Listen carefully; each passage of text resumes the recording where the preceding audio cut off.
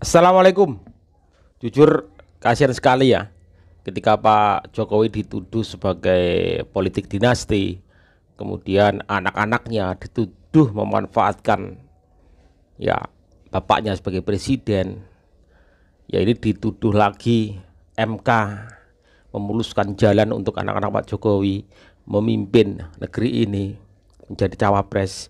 Yang menjadi pertanyaan ketika nanti Pak Prabowo cawapresnya bukan Pak Gibran atau Mas Gibran, gimana ya? Yang sudah menghujat Pak Jokowi dan keluarga Pak Jokowi seperti apa? Kan kasihan kan, terus-terusan dihujat, difitnah, dituduh, kan kasihan ya. Hari Senin 16 Oktober tahun 2023, saatnya kita menggaungkan hashtag cukup sudah. Cukup sudah Mahkamah Konstitusi dicawe-cawe untuk melanggengkan kekuasaan. Cukup sudah Presiden Jokowi mencawe-cawe, mengobok-obok konstitusi untuk melanggengkan kekuasaan putra mahkotanya. Dan cukup sudah kita melihat politik dinasti hari ini telah mencederai semangat reformasi. Oleh sebab itu, eskalasi kita harus dinaikkan di segala lini. Hari ini kami merasa sangat sedih, kecewa, dan juga terpukul melihat kondisi hukum, demokrasi, dan konstitusi kita akhir-akhir ini. Saya yakin betul, sembilan hakim yang ada di dalam adalah orang-orang yang memiliki kompetensi, pengetahuan, dan juga kebijakan yang cukup arif untuk mengetahui putusan mana yang seharusnya dikabulkan untuk masyarakat. Sementara hari ini kita malah dipertontonkan dengan putusan yang sangat erat kaitannya dengan relasi keluarga, yang sangat erat kaitannya dengan politik dinasti, dan sangat erat kaitannya dengan inkonstitusional. Kita mengetahui betul bahwa putusan tentang batasan usia harusnya bukan menjadi domain, bukan menjadi ranah dari yudikatif di Mahkamah Konstitusi. Ia adalah ranah dari legislatif selaku pembuat undang-undang. Selain itu, jangan sampai kita lupakan kedekatan keluarga dan juga hal-hal lainnya yang hari ini menjadi sentimen besar kita akan kondisi penegakan hukum kita. Pak Jokowi, kami peringatkan, negara kita adalah negara hukum. Kita bukan negara kekuasaan. Jangan pakai hukum untuk terus melanggengkan kekuasaan, dan jangan pakai kekuasaan untuk mengubah hukum dengan seenaknya. Kami rasa gelombang penolakan harus segera dinaikkan. Seluruh elemen masyarakat harus bergerak, bersuara, dan melawan. Tanggal 17 Oktober 2023, besok, kami undang seluruh elemen masyarakat sipil untuk rapat, berdiskusi, berkonsolidasi di kampus PNJ.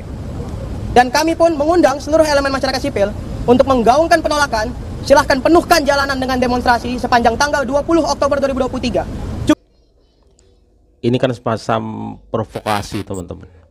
Padahal ya kenyataan sebenarnya bahwa apakah kita akan mengetahui nanti Gibran menjadi cawapres atau bukan kan belum kejadian. Politik dinasti itu kalau saya pikir menurut pemahaman saya adalah seorang raja yang menurunkan tahtanya kepada anaknya. Ya, ketua partai menurunkan ketua partai berikutnya kepada anaknya, itu politik dinasti. Sedangkan Pak Jokowi dan keluarganya itu melalui pemilihan ya, dan rakyat yang memilih. Kalau nggak suka sebenarnya nggak usah dipilih. Saya bingung sebagai masyarakat kecil ya tentang politik dinasti itu, saya juga merasa bingung ya. Cukup sudah berbagai penindasan. Cukup sudah berbagai kejahatan. Saatnya rakyat bergerak, bersuara, dan melawan. Hidup mahasiswa. Hidup mahasiswa. Hidup mahasiswa. Hidup mahasiswa. Hidup rakyat Indonesia. Hidup rakyat Indonesia. Cukup sudah kita melihat politik dinasti hari ini telah mencederai semangat reformasi. Dan cukup sudah kami melihat mahasiswa yang hanya tahu berretorika saja. Cukup sudah kami melihat mahasiswa yang hanya tahu berkata-kata, hanya bisa berkata-kata hanya untuk mendapatkan pujian dan sanjungan dari masyarakat.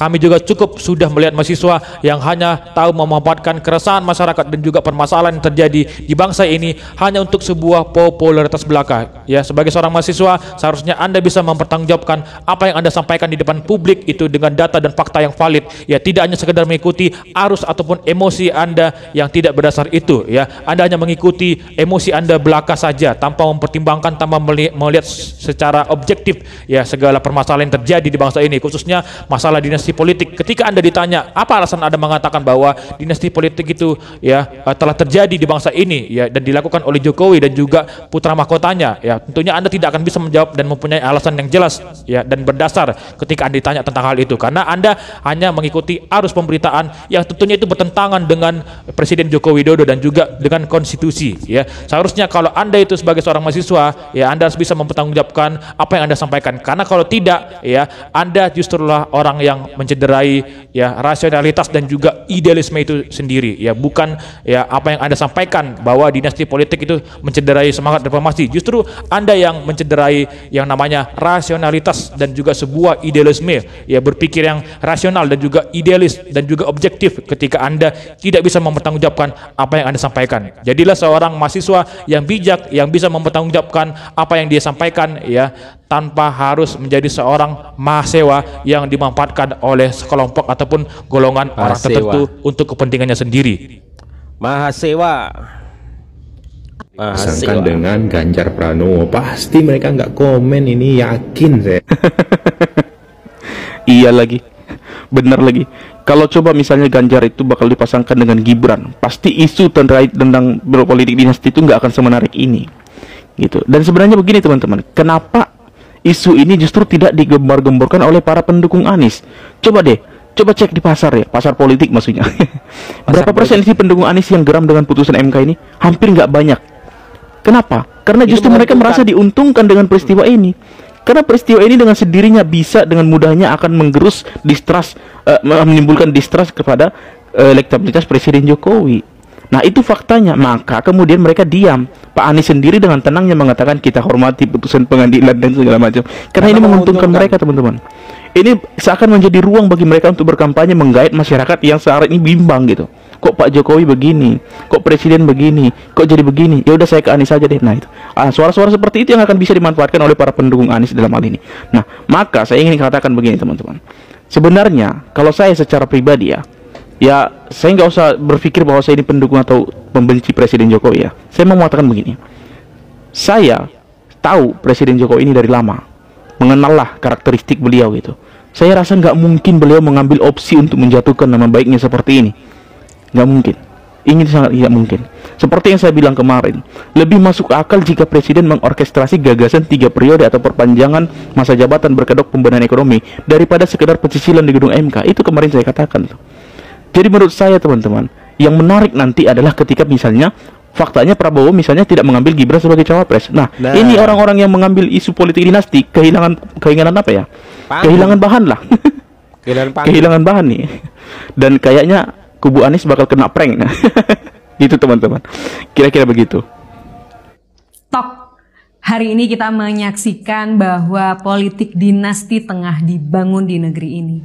Apakah negeri ini hanya milik pribadi, hingga yang lain tak memiliki kuasa untuk ikut andil menjadi pemimpin negeri ini? Bagi para yang anti Jokowi, politik dinasti ini akan terus digaung-gaungkan, teman-teman.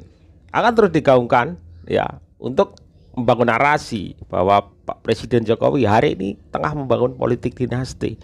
Apalagi dengan keputusan MK kemarin. Kasihan Pak Jokowi, nggak tahu apa-apa, tiba-tiba kena fitnah macam-macam ya. Padahal keputusan MK itu ya saya pikir tidak ada campur tangan dari Pak Jokowi tentunya. Padahal masih banyak putra-putri bangsa yang juga mumpuni untuk Ibu Pertiwi. Mau kayak gini terus? Mari kita hentikan di 2024. Hanya perubahan yang bisa meruntuhkan politik dinasti ini. Indonesia perubahan untuk semua anak bangsa. Putusan yang kontroversial dan mengandung cacat hukum di dalamnya. Putusan ini problematik.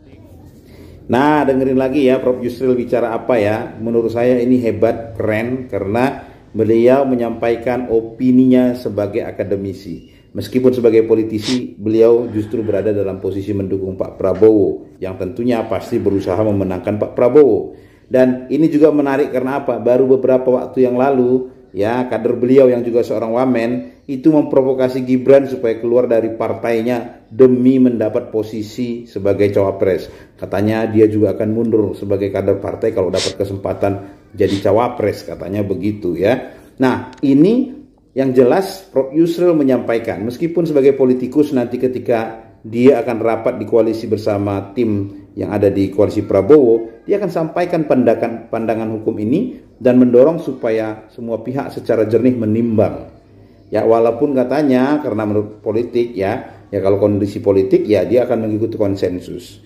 Nah, inilah yang saya katakan berbahayanya kalau demi kepentingan kekuasaan atau demi politik ya kita mengorbankan aturan main. Ini ibarat bertanding. Sebelum bertanding itu kita sudah mengotak-atik peraturannya. Jadi kalau sudah berharap menang, segala sesuatu dihalalkan gitu. Nah, ini sakit. Ini berbahaya bagi negara, bukan bagi partai. Partai sih terserah ya, Anda mau pilih siapa, capresnya terserah. Tapi yang jelas ada penyalahgunaan kekuasaan kalau kemudian hal-hal yang demikian ini dipelihara gitu loh. Dan yang jelas ini adalah sebuah manuver yang sangat berisiko terhadap keberlangsungan bangsa. Karena kalau kita mau bertanding, kita mengotak-atik kemudian aturan main, maka untuk apa ada reformasi? Itu hanya terjadi ketika di era Orde Baru. Meskipun kemudian setelah era reformasi ada tudingan-tudingan bahwa kekuasaan itu mempermainkan angka-angka dan juga kemenangan di dalam pemilu. Jadi marilah kita menjadi warga negara yang kritis dan cerdas. Bukan kita tidak sepakat Gibran menjadi pemimpin muda, atau Jokowi menjadi 3 periode, atau Ganjar menjadi presiden, atau Prabowo menjadi presiden, atau Anies sekalipun menjadi presiden. Tidak ada masalah. Sejauh kemudian instrumen negara itu setuju pada independensi, tegas pada sikap netral, dan tidak cawe-cawe untuk kepentingan seseorang yang berelasi dengan kepemimpinan negara. Salam. Putusan MK, silahkan ditanyakan ke Mahkamah Konstitusi. Izin state dulu. Presiden Joko Widodo menanggapi bagaimana putusan MK ini yang membuat bahwa calon presiden atau calon wakil presiden bisa mencalonkan diri minimal usia 40 tahun atau sudah pernah atau sedang menjabat menjadi kepala daerah. Gugatan ini memberikan angin segar kepada anaknya Presiden Joko Widodo, Gibran Rakabuming, yang dimana kita lihat seakan-akan dia bernafsu menjadi calon wakil presiden di Bernafsu gimana? Jokowi menanggapi bagaimana putusan ini hampir sama dengan Gibran. Dia berkata, saya tidak mau berbicara mengenai ini, silakan tanyakan ke MK. Nggak jauh beda sama Gibran. Kayaknya kayak yang dibilang like father like son itu ya memang mereka lah gitu. Tetapi kita lupa gitu bahwa orang yang memutuskan putusan ini adalah pamannya Gibran. Jadi bisa kita lihat MK ini Mahkamah Konstitusi atau Mahkamah Keluarga. Keputusan yang kalian buat ini untuk keputusan siapa? Keputusan negeri ini kah atau untuk keputusan keluarga kalian? Ini menjadi masalah di dalam negeri ini kalau seperti ini. Pak Jokowi, perbaikilah ini semua. Jangan rusak efek yang udah kau buat di negeri ini. Percayalah, Gibran itu belum tentu menang juga. Mana tahu kau menggunakan kekuasaanmu nanti, saya tidak tahu. Tetapi jika Gibran nanti menjadi calon wakil presiden dari Prabowo, belum tentu menang kok. Karena pada akhirnya rakyat menentukan. Rakyat boleh menyukaimu, tetapi belum tentu menyukai Gibran. Umur 35 mau kau pakai untuk cawapres. Mau jadi apa? Ininya aja belum cukup itu sebenarnya. Dia di wali kota, lihatlah seperti apa kinerja dia. Bukannya maksimal kali, bukannya dia ngerti sebenarnya banyak kali tentang bagaimana kepemimpinan itu, bagaimana ketegasan itu. Dia pun bisa di sana karena efek dari Jokowi. Jangan dibilang rakyat yang menentukan, rakyat yang memilih. Benar rakyat yang memilih. Tapi kalau kau bukan anaknya Jokowi, kau tidak akan bisa menjadi wali kota Solo itu. Seperti itu sih pemikirannya. Jadi kekecewaan yang terjadi akibat dari putusan MK ini sangat dirasakan oleh masyarakat. Semua orang berkata bahwa Mahkamah Konstitusi berubah menjadi Mahkamah Keluarga. Yang sangat menyakitkan lagi itu bagaimana orang yang dulunya mendukungmu mati-matian, Anda seakan-akan lepas tangan, tidak berani berbicara, cari aman. Saya presiden.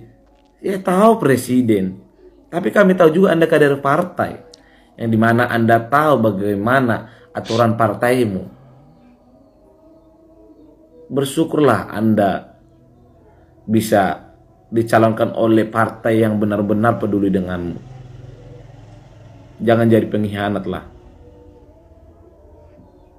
Kesempatan masih ada sama Pak Jokowi atau sama Gibran. Pilihan itu sudah ada, apakah kalian ambil atau tidak? Kalian ambil, lihatlah. Kekalahan itu akan menunggumu dan efek Jokowi itu akan hilang dalam sekejap, dan orang tidak akan memandang engkau jadi pemimpin yang memperdulikan tentang pembangunan, tetapi pemimpin yang memikirkan dinasti politik. Yang dimana sebelumnya nanti kita akan saya tidak ada yang suka dengan politik. Jawab teman-teman ya. Tiba-tiba menantu masuk, Gibran masuk, anak bungsunya jadi ketua partai PSI. Sebentar lagi siapa lagi? Jan Etes. Takut ya Pak Jokowi. Kalau siap Pak Jokowi nggak ada yang meneruskan nanti. Nanti siap Pak Jokowi, Gibran. Siap Gibran siapa lagi nanti, Pak Jokowi, Kaisang kah atau Bobi kah? Siap itu lanjut lagi ke Jan Etes. Ya ambillah semua itu kalau kayak gitu. Jadi jangan seakan-akan apapun keputusan silakan tanya MK, saya tidak mau berbicara. Penentuan capres-cawapres itu ketua partai. Ya tahu. Dari dulu kami tahu, nggak perlu kau ajarin. Tapi ketegasan Anda menjadi seorang pemimpin itu kami butuhkan gitu. Jangan terlampau sering untuk cuci tangan. Kasih dulu pandangan politik, pandangan yang sehat untuk bagi bangsa ini. Kepentinganmu itu tidak menjerumuskan negeri ini. Itu yang kami mau. Saya tunggu keputusan yang terbaik Pak Jokowi. Salam waras. Adanya putusan MK yang mengabulkan gugatan yang sangat kontroversial ini. Nah, teman-teman pahamkan sudah.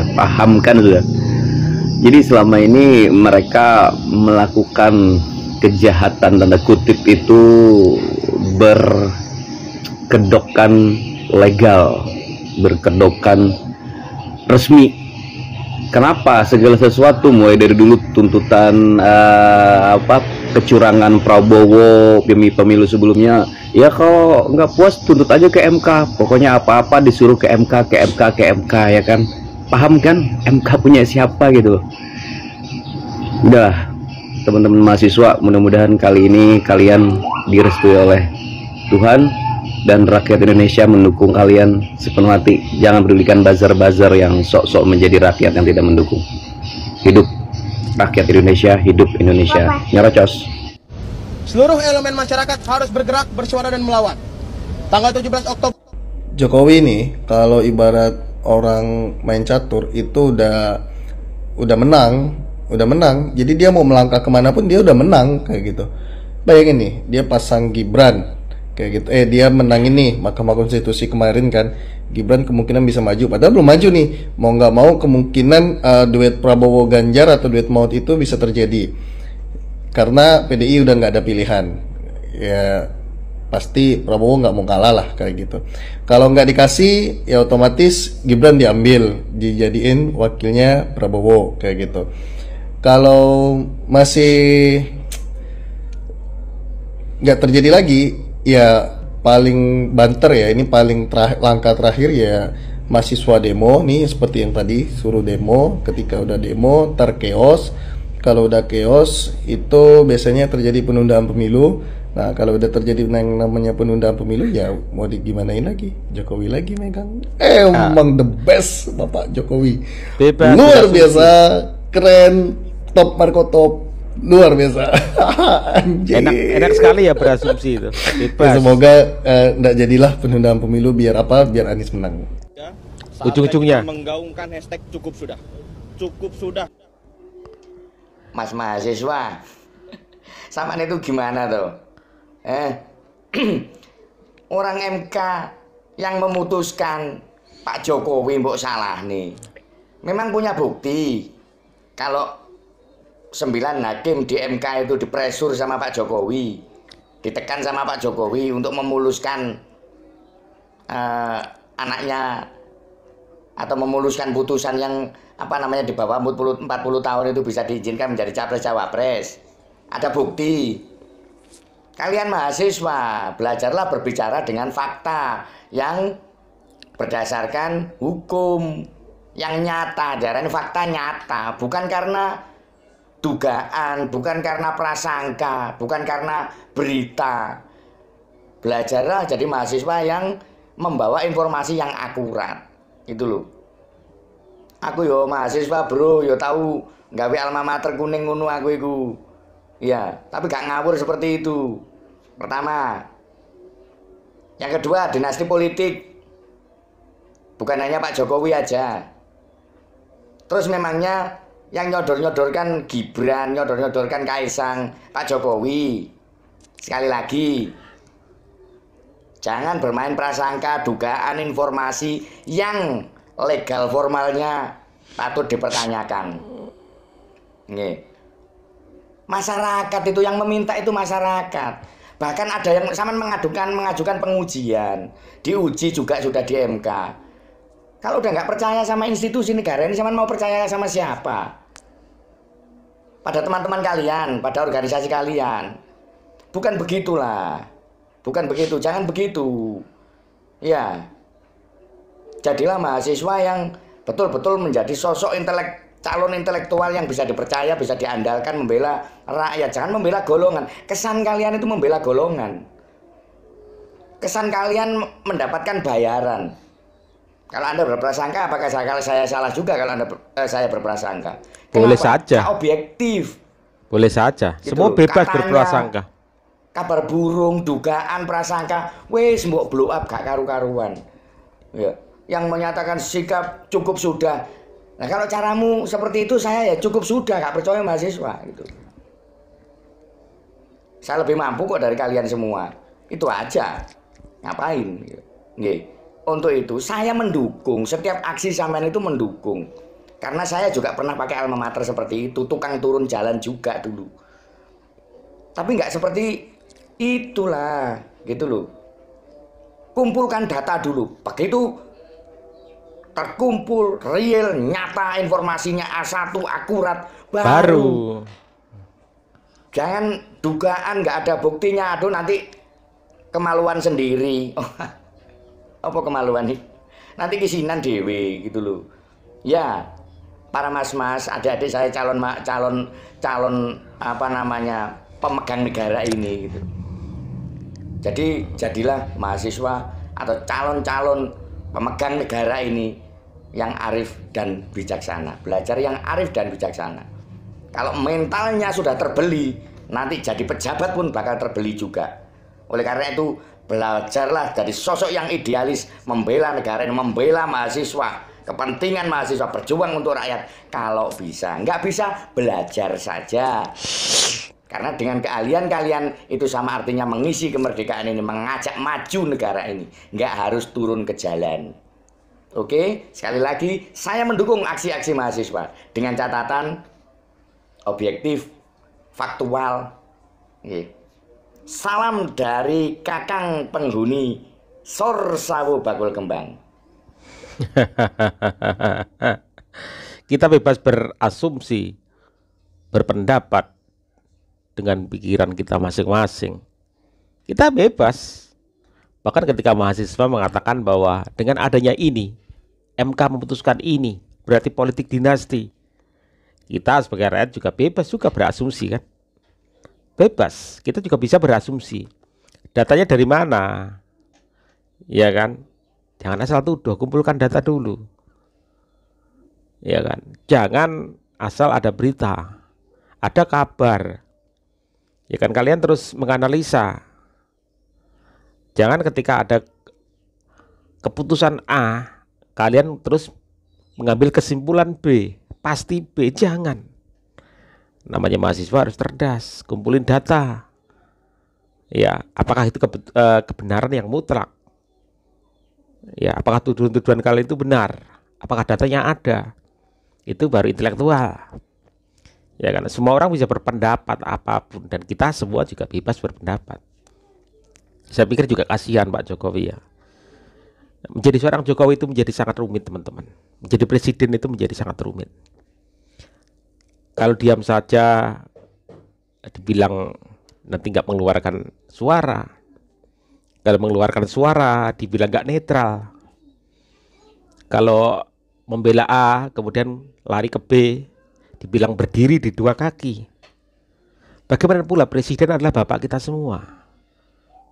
Yang pasti karena posisinya sebagai presiden, bapak kita semua pasti akan mendukung semuanya. Kalau posisi beliau adalah seorang presiden, karena bapak kita semua pasti akan mendukung anak-anaknya semua. Sudah dibilang berdiri di antara dua kaki. menjadi sangat sulit menjadi seorang presiden.